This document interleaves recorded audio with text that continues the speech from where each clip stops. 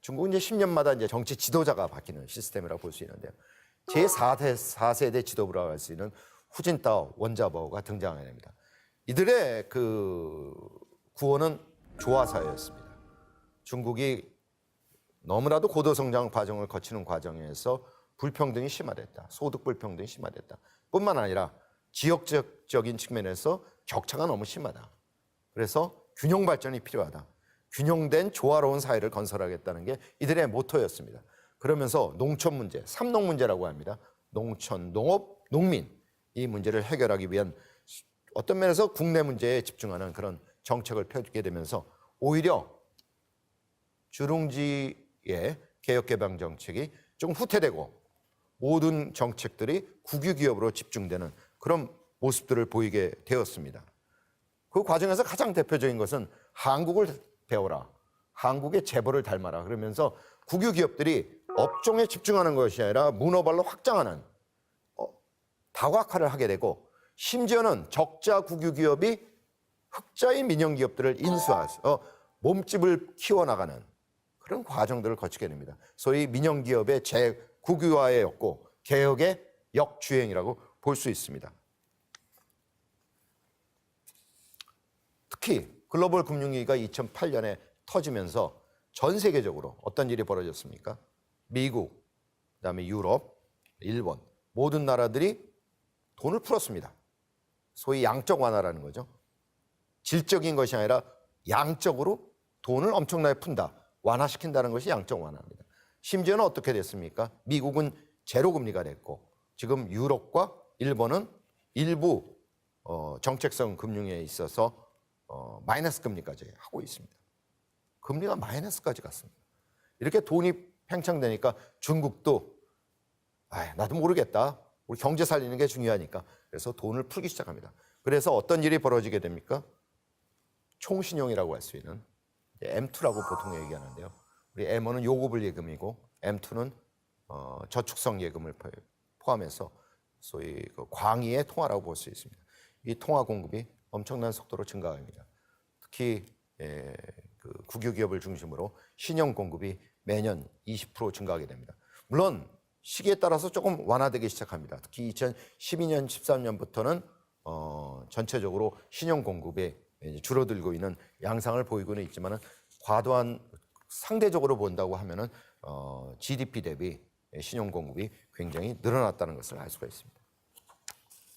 이런 신용 공급이 늘어난다는 건 뭡니까? 다른 말로 얘기하면 기업들이 돈을 많이 빌린다는 거죠. 그러니까 기업들이 돈을 많이 빌리게 되면 결과적으로는 부채가 쌓이게 되는 거죠. 그래서 기업 부채가 엄청난 속도로 쌓이게 됩니다. 그러면 오른쪽 축을 보게 되면 GDP 대비 기업의 부채 비율을 알 수 있습니다. 2016년에 156% 수준까지 왔습니다. 이것은 중국 기준입니다. 중국 사회과학원의 기준이고요. 그다음에 세계의 이제 국제결제은행이라 해서 은행의 모든 그 데이터를 관리하는 스위스 바젤에 본부를 두고 있는 은행이 있습니다. 국제결제은행, BIS라고 얘기합니다. 거기서는 170%라고 얘기합니다. 중국은 기업의 금융기관을 제외한 기업들의 부채가 170%가 된다. 그리고 미국에 있는 IMF에서는 국제통화기금이죠. 아마 우리가 은행이라고 하는 것을 좀 더 넓게 그 해석을 해서 은행뿐만 아니라 뒤에 설명하겠지만 이제 그 그림자 금융이라는 그 형태로 통해서 소위 은행을 우회하는 그런 기업 부채를 다 포함시킨다면 200%는 넘을 거다. 이렇게 부채가 많다는 건 뭡니까? 부채를 잘 갚을 때, 소위 이자를 갚을 수 있을 정도로 돈을 잘 벌면 아무 문제가 없죠. 그런데 이자도 못 갚고 오히려 영업이익이 나오는 것이 아니라 영업 손실을 보게 되면 어떻게 됩니다? 기업은 파산하게 되죠, 결국은. 근데 파산 안 하고 살아있는 기업들은 뭐라고 합니까? 좀비라고 하죠, 좀비. 좀비 기업이 되는 겁니다. 중국말로는 강시기업이라고 합니다, 강시기업. 이 기업들이 급속도로 늘어나면서 중국 금융 시스템의 위기를 예견하고 전망하는 사람들이 늘어나게 됩니다. 재작년부터 작년까지 계속해서 중국 금융 시스템의 문제는 중국 기업들의 부채가 과도하게 증가했다는 겁니다.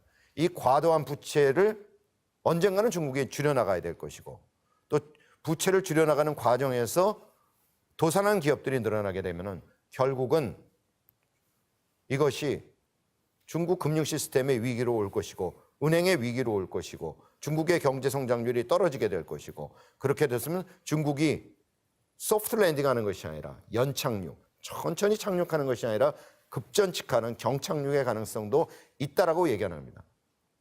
근데 그것이 물론 지금 현재는 현재화되고 있지 않습니다. 아까 말씀드린 대로 주룽지의회 조우 샤오추안이 그래도 부실 채권을 잘 관리하도록 노력을 해왔기 때문이라고 볼 수가 있습니다. 그럼에도 불구하고 지금 현재 이 과도한 부채를 축소해 나가는 이것을 디레버리징이라고 합니다.